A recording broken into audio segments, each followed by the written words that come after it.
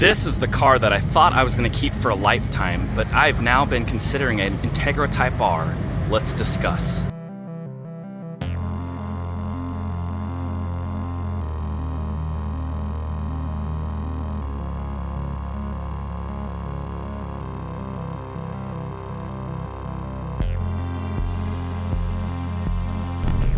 The FL5 is an amazing machine and it's mine, and I have it pretty much set up exactly like I would like. But for the last 10 months, I've been watching the market for the S2000s, the NSXs, the Integra Type Rs, the JDM and USDM model. So let's go for a drive and discuss. For about the last 10 months, but right around the time I bought my Honda Insight, which is now my daily driver for winter duties and just normal driving in crappy weather, I had really been considering a Type R, an Integra Type R.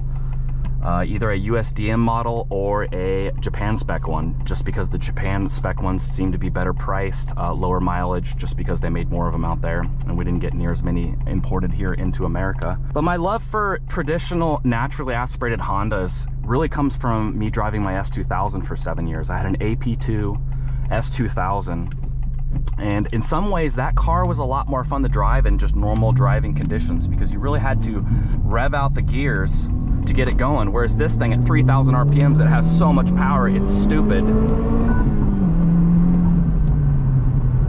So I was originally going to wait until I had paid off this car, but I'm kind of worried the market's going to keep going up, and I had found what I thought to be a really good deal. Integra Type R, it looks really, really clean, but if I wanted to do it, my next step really is getting the car inspected. So I really just need to make the decision if I want to take the next step, or, you know, probably wait about 1.5 to 2 years and then get one. Does anybody have any experience driving the, what is that, the 3rd generation Acura Integra? And for anybody wondering, this car's tuned. It's got a Honda tune. I'm running a 93 octane, so that should be pushing about 360 horsepower. And 360 foot-pounds of torque. Most of what I've done to this car I can take off. The major things like the carbon fiber wing, that should be able to come off really easy. The Titan 7 wheels are already off. The question is, do you guys think I could take this console off very easily? Or this other piece, because I could probably sell each piece for at least 500 bucks, because these are pretty rare, especially these door side carbon fiber OEM pieces from Honda. And then there's a few other pieces like spoon mirror I could take off and sell. Yeah, I don't know. I think I would treat the Integra Type R a lot like this car, where I'd only be driving it a few thousand miles a year, only on the nice days, the warm days, the sunny days, the dry days, no salt, no rain. And some people ask, why don't you just daily drive your Honda? And it's like, well, I've done that forever, and my special little car feels even more special when I don't drive it all the time. And I have a pretty short commute to work anyways, and like the fastest the speed limit is 40 miles per hour. And that's only for a little bit. Most of the rest of it's at 25. So, but ever since I've had a daily driver, I take this out a little bit more spiritedly, and I find myself driving more aggressively, getting worse gas mileage, which is an amazing thing in this car. And with the pops and bangs, I'm running the Type S, which is the base level on the pops and bangs, factory exhaust. I am running a resonator delete.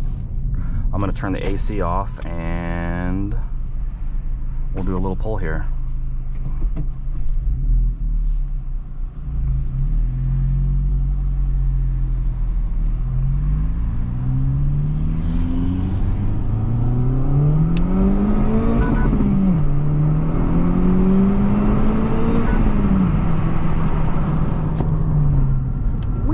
That was fun. Air conditioner back on. But yeah, guys, that's what I've been considering.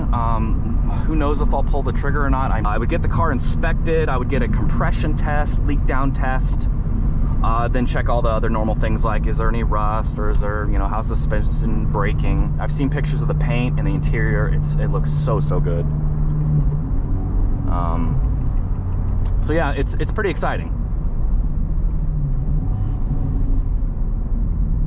Black's not my favorite color, but it's actually grown on me a little bit, because black's not near as bad if it's not your daily driver.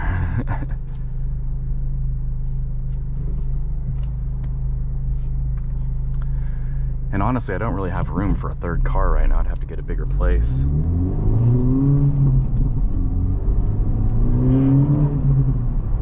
I'll tell you, with this tune, I consistently hit a better PSI than stock. I think I can regularly, even in pretty warm weather here in Kansas, hit 24 PSI. So let's keep an eye on that. See what we get.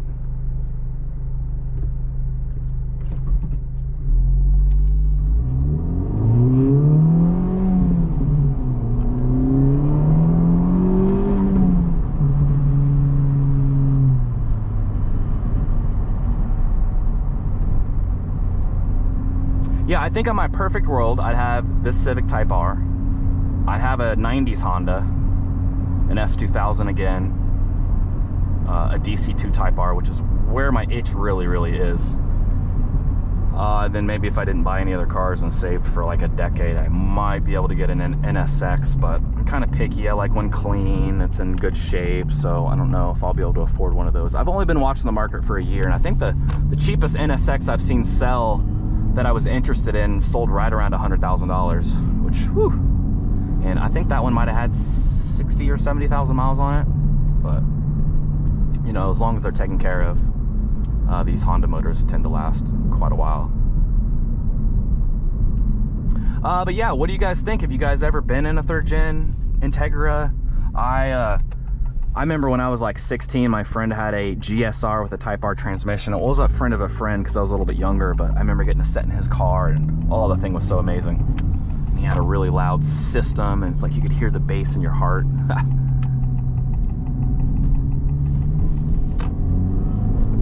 Ooh, it's getting pretty warm, 197. Again, not super hot. It looks like it's saying 91 degrees right now, but man, is it frickin' humid. I do like the spoon mirror. I wish they wouldn't have made it wider. Like on this car, it doesn't need to be any wider. The side mirrors, I love mine being extra wide and anti-glare. It's the best thing ever for night driving, but this thing doesn't need to be any wider. Now, I do love having the anti-glare on this. And if anybody's considering getting that carbon fiber wing from Honda, what you can see it in your rear view mirror. It sticks down a little bit lower and it's a little bit thicker. So, and man, it looks really good when the car is clean and shiny. Well, it looks like something's going on down over there.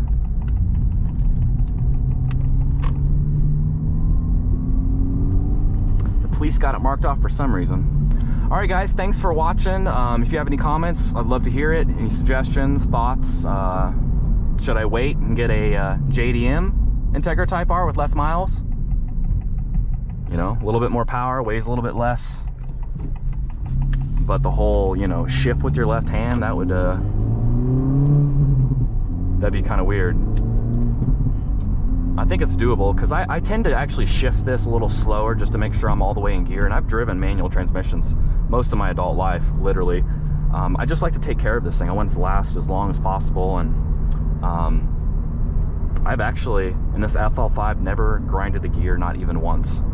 I remember doing that once or twice in my FK8. And it was when I wasn't even necessarily driving hard. It's like the transmission wasn't warmed up very well and something kind of weird, but. All right, guys, have a wonderful day. Just again, if you have any suggestions, let me know. Peace out.